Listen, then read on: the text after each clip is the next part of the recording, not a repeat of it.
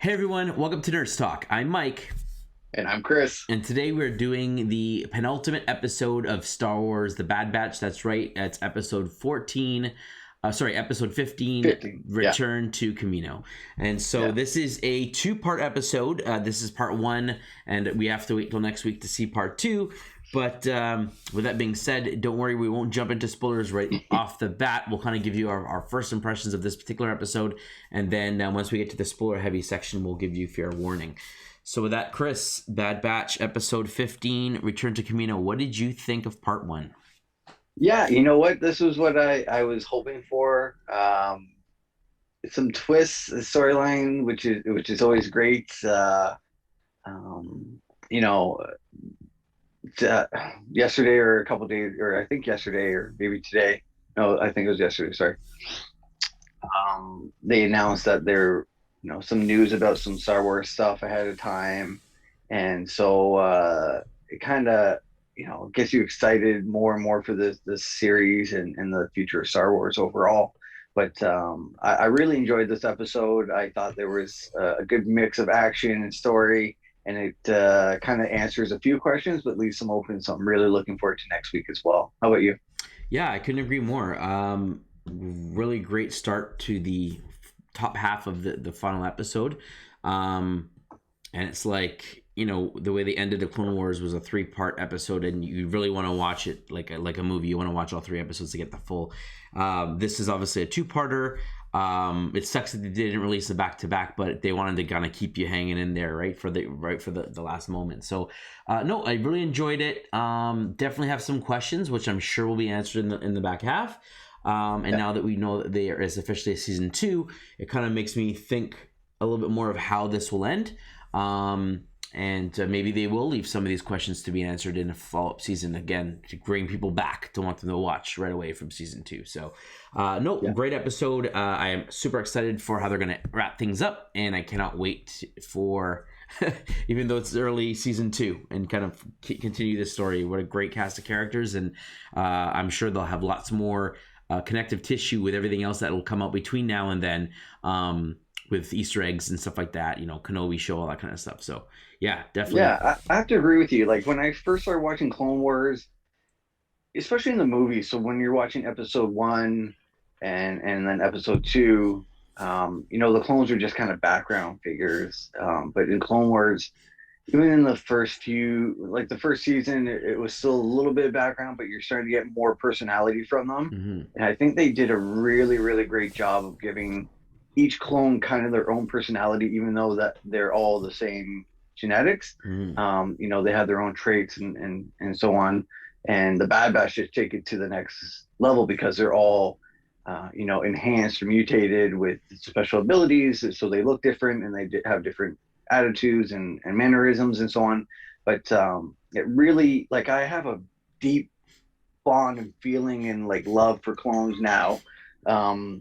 Because each one has character, Rex and all the ones that we've been introduced to, Gregor and so on. It really makes you love them more. And who would have thought after episode 1 and episode 2 they could have series and shows about individual clones or groups of clones and so on and so forth, and them be really sought after and liked characters. So I really love how they're going, and I love that they're continuing this. They did 7 seasons of Clone Wars. Now they're proceeding 2, maybe more seasons of Bad Batch, depending on the storyline. So really excited for the way that they're expanding past the Jedi, but other characters and creatures as well.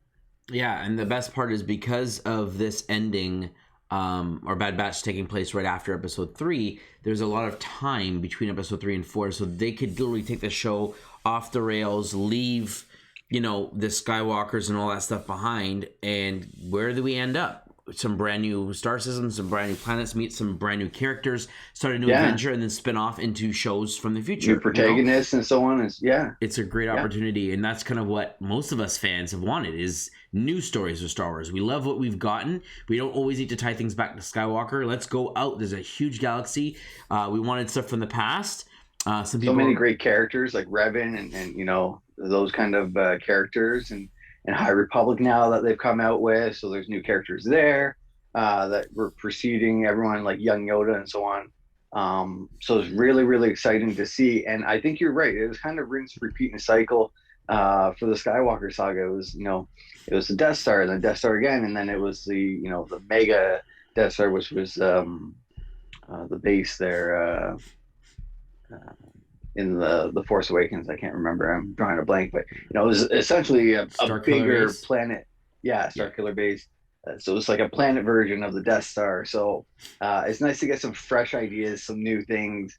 Because honestly, I think everyone was excited for Skywalker, but that's done now, and we can move forward with so many other great characters that they have. Yeah, and I mean, this is a long shot, but I mean, the Bad Batch could come in contact with Grogu, some sort of a Yes, mission to get this asset safe or something, and then it falls into the wrong hands or whatever, and maybe they were eventually the ones ends that up. saved him, or yeah, Yeah, and then eventually ends up where we see them in Mandalorian, right? So there's a lot of things where they, because of this. I mean, obviously we know Grogu is 50 years old at the time of Mandalorian, which is at the end of Episode 6, or 5 years after Episode 6. So the three movies, 50 years earlier, he would be alive already at this time. So it's very possible we could see things happening there if they so choose, or like I said, forget everything they have and go on a brand new path, and let's see some brand new aliens, some brand new civilizations, and where does the Force take us next? Like what kind of new things can they introduce that maybe yeah, won't get back, but it's like, oh no, this is just for Bad Batch. You want to see these cool powers or these cool weapons or whatever? It's only in the Bad Batch because it's on a side of the galaxy that no one else has gotten to yet, and that's great. Like, and then who knows? Maybe 5 movies later they bring it all around and connect it up somehow. But yeah, I'm really excited, and I feel like Dave Filoni understands that. And while he drops Easter eggs and throws things in, he has a way of introducing new stuff that always seems to be successful with Ahsoka, Omega, obviously, Mandalorian and Grogu was a big hit. Moff Gideon, people love yes, Moff Gideon. We yeah. have who else did they spin off? Bo-Katan is getting big right now, right? And her branches off there, which again came from his shows. So Cara Dune was doing well. absolutely, The character, Rebels, like yeah. so Oh many yeah, great. Rebels was, yeah, so Yeah, great. and so introducing brand new characters outside a brand new story, a brand new ragtag team would be amazing, right? Rebels Yeah, when it started was fun. Do that again and make it in a new area, and let's go. Let's see what happens. Maybe they're not being touched by the Empire, but maybe there's a different war somewhere going out there, and drop us in and see what's going on, and let us get reintroduced that brand new love. But anyway, we're getting off track here. sorry. Great episode, great episode. Yes, So let's jump into the spoiler heavy section. So if you haven't watched the episode, you can stop watching this particular video, watch it, come back here, hear our thoughts, and drop a comment below and comment and theorize with us. You can like the video, you can click the subscribe button if you like to support us. But we're gonna jump into the spoiler heavy section. So return to Camino. Why don't you run us through this particular episode, Chris? yeah. So we pick up with Crosshair and Hunter going on a ship that they've left, and or pretty much Crosshair takes his communicator, and they have an exchange where Hunter says that they're going to know it's a trap, and Hunter's or Crosshair is counting on it. Since he was part of the team, he knows kind of they don't like to leave people behind most of the time, and he knows their movements, their idealisms, and their planning essentially. So they're off, and then we kind of scoot over to the Bad Batch. Omega's kind of pacing, wanting to get to back to rescue Hunter, but all the rest of the team are trying to fix the ship and so on. We hear a little clip about Wrecker calling Sid and letting her know what happened and that she's not happy, but that's nothing new. She's always not happy, kind of thing. So they essentially get the plane back up and running and pick up Hunter's beacon, I guess his comm, Mm-hmm. and it shows that he's on the move. He's no longer on the planet, and he's on his way to Camino. So they decide to make their way there. But they do realize that it's probably a trap, in that the Empire is going to be there and so on. But they don't realize that Crosshair might be there. They think he's maybe off in the galaxy somewhere else doing something. So it's interesting to see I don't know if you got the same feeling, but I felt Crosshair was a little bit different in attitude during this episode, even from the beginning.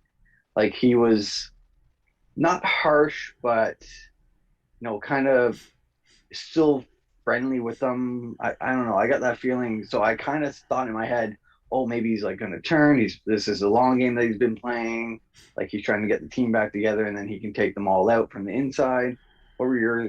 Did you get any of that feeling, or did you think anything like that? Not from the get go. It wasn't until he like he when initially when he spoke to Hunter and then he left with his comm. I thought he was gonna go with a comm and leave Hunter in the jail. But then when I saw him take Hunter and walk him down the hall, and they're talking about like this is a trap, and he says, "But they'll still come for you," and this and that. Then I thought at that point that something was off. Like Crosser's not only very smart, but like yeah, if he's trying to set a trap and capture them, why would he bring Hunter along? So I thought there might be something up, but I didn't get it from his attitude per se until the conversation happens with him in when we get to The the hallway. room in the Yeah, in the the training room. room specifically. I think it was that point where he's having a conversation and he made a conversation. Hunter says something about wasn't really enemies yet, but he said something about like we're not your enemy. I think Hunter said something to him, and he's like you shot me, and then Hunter and he's like you abandoned me or something like that, or he made a comment about like they always come back or most of Yeah, the time or most of the something. time. And Yeah, then he because made they left him. yeah, and then he made a comment flat out of like you abandoned me, like you left me here, and I was like, oh, like this is weird. This is like he's taking it personally. There's like, something going on Yeah, here, and I was like, okay, this is different. And then the whole conversation with like Hunter's like I didn't have a choice, and then he's like, do you think I had a choice? you Like think I had I a had choice? to So shoot he at you, realized. and I was like, Yeah, oh, okay. So now he's saying like I didn't want to kill you, but I had to. Now again, was he referring to the chip? I was thinking of he was just referring to like the Empire. If they didn't do it, I was going to kill me. But no, he was referring to the chip. I had no choice. the Like I had chip. to do it. But Yeah, I didn't pick up on that. I didn't pick up on that he was referring to he didn't have a choice because of the chip. I just assumed like, the Empire wanted me to do this. If I didn't, they were going to kill me. I had to do whatever I could to save my skin. yeah. And that's where I knew something was up. But I didn't predict what he was going to say eventually. That No, me shocked neither. me. Like I don't. That was absolutely shocking. So, um, essentially, they set up the trap in the training room. The Bad Batch leave Omega, and well, I guess they land on a secret platform that only Omega knew about in the middle of Yes. the ocean, and they have to get really low to the water to activate the platform to come up. Which no one would So they do land there. Yeah, unless they knew exactly where it was because waves could crash your plane, and so it's just who would fly that close to the water. So like you only the person who would know where it is would know to get low enough for it to activate. So it's a really cool like little thing of how they got it. Like that was really really smart. I like that. yeah.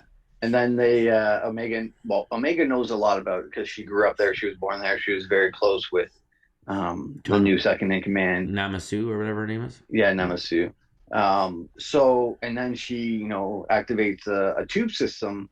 So this Mm-hmm. big ball comes up, opens up, they all jump in and they go in these secret tubes underneath the water and into Namasu's secret lab that I guess no one really knows about, but that's where we find out all the Clone Force 99 and herself were created in the secret lab. So it seems like the Empire doesn't even know about that because it's not touched, and that's where they run into the robot, the medical droid that Yes. Omega was always close with. And what's his face? Tech makes mention of like, there's no records of these systems or anything. Like, so even the clones were unaware of it. Like, this Yeah, was secret no from one knew everyone. about it. So yeah, so very secret location, and I guess each kind of lab has or each office has their own secret tube that they can escape into. So I guess they kind of always knew that they could have a safe passage, but they weren't able to use it in time, unfortunately, and get the ships set up for to use them.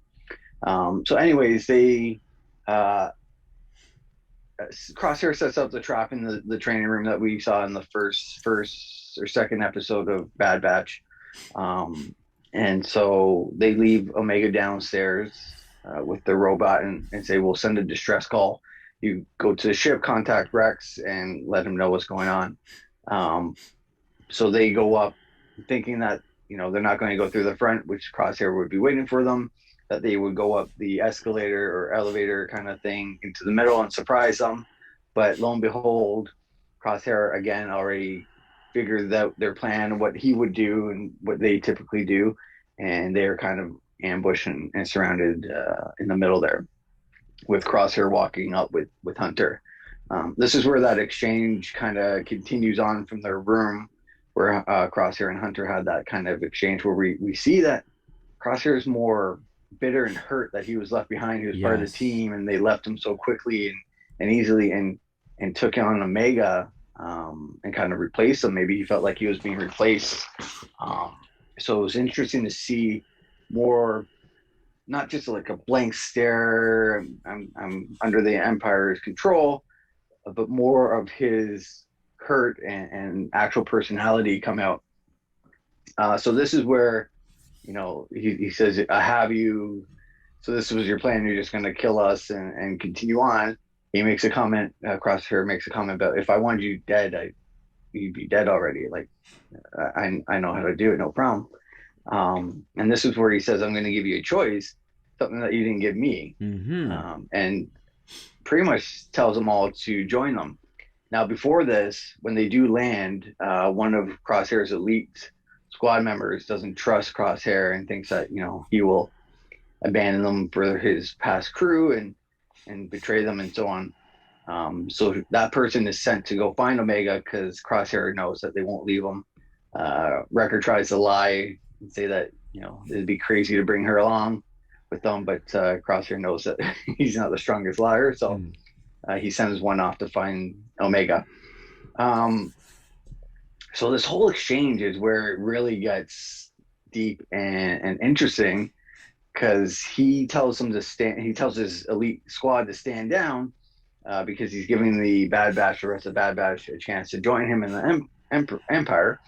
But they deny his request and kind of think that they're better and keep their guns on him. So he does a bank shot where he takes out all four of them in one shot, which was quite interesting to see. Now at this point, Omega's kind of working downstairs, trying to get. They send the distress call before, and instead of leaving, she decides that she's going to set the robots that they face off in the first or second episode It's like the up phase there one as a Dark Trooper or distraction. whatever. Yeah, yeah. So she's getting that going, and she's kind of intercepted by the one that the Crosshair sent down to find her. But her droid buddy ends up saving the day and opening one of the robes, I guess, of the stage one Dark Troopers, and knocks them out. So this is where he's taking out his crew, and he's talking about, Hunter's trying to talk him out of it, saying, this isn't you, this is your inhibitor chip. And this is where the shocker comes out, saying, this it, Crosshair says, this is me. I took my inhibitor chip out a long time ago. And Mm-hmm. Hunter says, when? Because he wants to know, like, when he did it. How long has he been acting on his free will? How long has he been hunting them and doing these acts on his own and not under the control of the inhibitor chip? Mm-hmm. Now, when do you think, he doesn't actually answer when He doesn't, because the he droids took come it up and out? start attacking, and they have to start Yeah. working together. I mean, Hunter knocks him down, and they're trying to save each other, and then they work together Yeah. to. So I guess we can continue before you answer that question. So the droids come up, and Hunter takes this opportunity to tackle Crosshair. So they're kind of rolling around and wrestling, and the rest of the Bad Batch are taking down the droids. Um, but eventually, there's too many, and Hunter starts taking them out, and then Crosshair decides to join, and then shoots right beside his head, and takes out a couple of the Dark Troopers and the robots.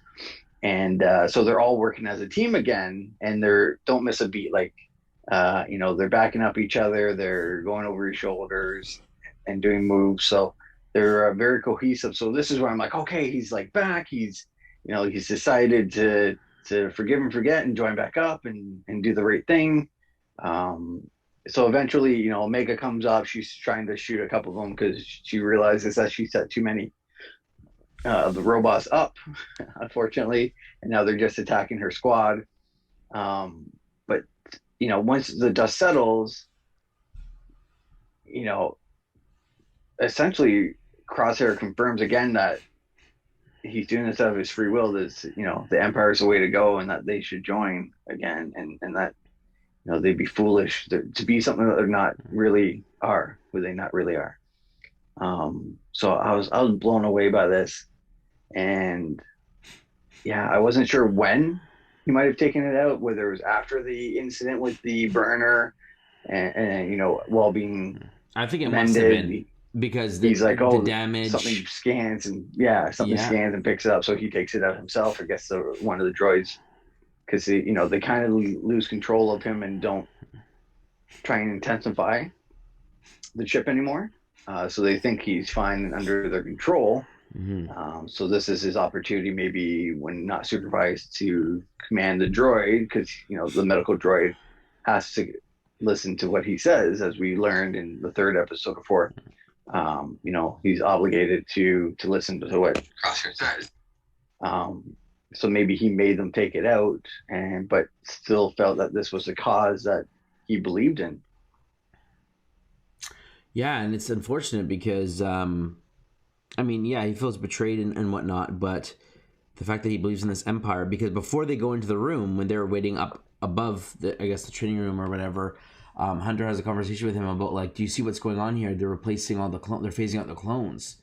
And, Yes. and aren't then you Crosshair says, nervous? and Crosshair's like, only the clones that don't matter or something like that. Like, he didn't have any issues whatsoever with what was going on. So, So afterwards, I guess they're kind of in a standoff drawing, and Hunter ends up pulling the trigger first, but it's on stun. So they knock him out, but Tech realizes that there's three ships, Imperial ships, about to pretty much, they're in formation to destroy the planet. So Hunter takes the rifle in his backpack off Crosshair and gets Wrecker to carry him out. Now I wonder, and essentially the show ends with the city being blown up and Camino being destroyed. So the girl, Death Trooper, says, yeah, it happened. He lost control of the situation. So she says, get back to the ship. And then when she gets on the ship, he radios into Tarkin and says, like, all important personnel or whatever have been evacuated. He says, you made fire when ready, his famous line. And then they just start getting into orbit and destroying Camino, which explains why we never see or hear of it in the other movies. The Empire, now they've officially stated the Empire has full control over any cloning technology, which is why they have the scientists, which can explain the future movies, I guess, with Palpatine and clones. Mandalorian.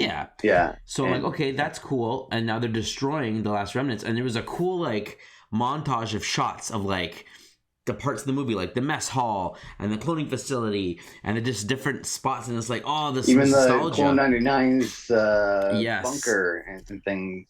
It showed. It was quite interesting. So as they fall under fire, the Bad Batch are running towards the door, and as they get outside and they see the destroyers are destroying everything, they're like, get back inside. And so I guess now they're heading back to the facility to try to escape to their ship, I guess, through the tubes. I'm assuming that's their plan. And Crosshair is knocked out, but they're taking him with him. They're not going to leave him behind, and it ends with this destruction of Camino, and that's where this particular part one ends. And it's crazy. I wonder if Crosshair will now realize that maybe they were willing to sacrifice him, and that Hunter was right that they're getting rid of all the clones and replacing them, and he thought in his head, I'm important to the Empire. I'm needed. I'm not one of these clones that there's just disposable. I wonder if this might change his mind before the end of season 1 in the next episode, that, I'll stick with my members, and maybe this is an eye opener for him that he was wrong. And well, that makes sense. He was stunned before the shooting took place. So as far as he knows, I mean, he'll wake up and know. But will they? If they wakes up and they're on the ship and they're gone, he's like, what did you do? We got out of there. What happened? Camino's gone. And you're telling me lies. Like, yeah, it's true. I think he will come in the case when the Empire's hunting them down. But I think they're going to knock some sense into him. And I wonder if in part 2 they're going to give a flashback of when he took the chip out, how he did it, why he decided to believe them all of a sudden. Like, what transpired? Was it Rex? Was Rex the one that got to him? Was that the whole fight situation, and maybe he knocked him out and saved him somehow? And I don't know. Like, there's so many questions to be answered. Was Rex getting Wolf? We don't know what he was doing. He was on his own mission. Gregor is now left with Sid, so I think they're going to make their way back to Sid at some point. Maybe catch up with Rex for the finale if they get out of Camino and explain what happened. So, they never go back to Camino again. I don't know. There's a lot of questions to be answered, but this Crosshair thing, like him wanting to stick with the Empire after everything that took place, especially after the chip, you think that he'd be like anti-Empire, and he's not. So will they be together? Will the Bad Batch be with Crosshair, or will he be stubborn and fight and get himself killed? Or something like that happen? We'll have to wait and see. But it's a very interesting situation. And I mean, they're all together now, but I also thought we were going to find more about Omega's ability. I thought she was going to have to save them. They're all going to get trapped, and she was going to save them, and somehow her power was going to become known, and that didn't happen. Maybe it'll happen in the next episode. We'll find out, but it's a very interesting situation, especially since she called that out. We were all made in this facility. We were all enhanced, and she made a comment of that, all of our enhancements. So again, confirming that she has some special ability. We believe she's an empath. She has something to do with emotion, understanding people, feeling how people are, what they're thinking or something.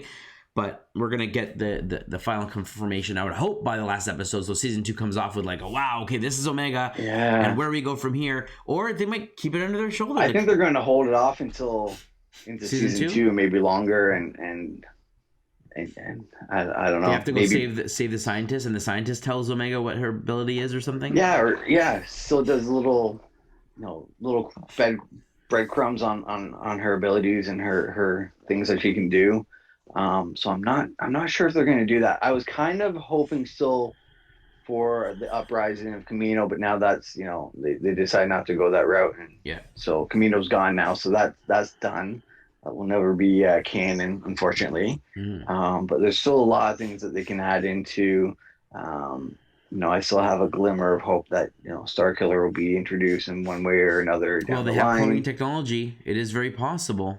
Now, again, if you're going back to the games, the first Starkiller was an actual person, and then the sequels he became a clone. They cloned the second one. So, I mean, here's proof on how the Empire gets their hands on the cloning facility and how they expand their knowledge and do all these crazy experiments and all this kind of stuff, right? So it's interesting, and I'm sure they're going to dive deep into that. Maybe the Acolyte will be diving more into this sort of situation. Like, is Acolyte during Mandalorian times, or is it during these times? Do we know? I'm not too sure. I haven't heard much about Acolytes yet. Because I would assume it's the plot line. The Acolytes and the Second Sisters and the Night Sisters and all those stuff. Not Night Sisters, but the Inquisitors were all Darth Vader's. They're all between episode 3 and 4, and then we don't really see much. And then again, after episode 6, there really isn't much Sith anymore. So you would think that the Acolyte would take place now, and maybe he is a clone of someone or something, or maybe we're gonna see more of like what this technology, what the Empire is building with it, and maybe they're gonna try to help make more sense of the stuff that happened in movies 7, 8, 9 with Snoke and all this kind of experimentation and cloning and all that kind of stuff. Maybe they're gonna dive more into it, and Grogu's blood and what that's about and why they're after that. And now this is obviously after episode 6, but still, like, there's a lot of stuff going on. There's a lot of experiments going on, and maybe we're gonna get some starting understanding with either season 2 or maybe some of these other shows. We'll have to wait and see.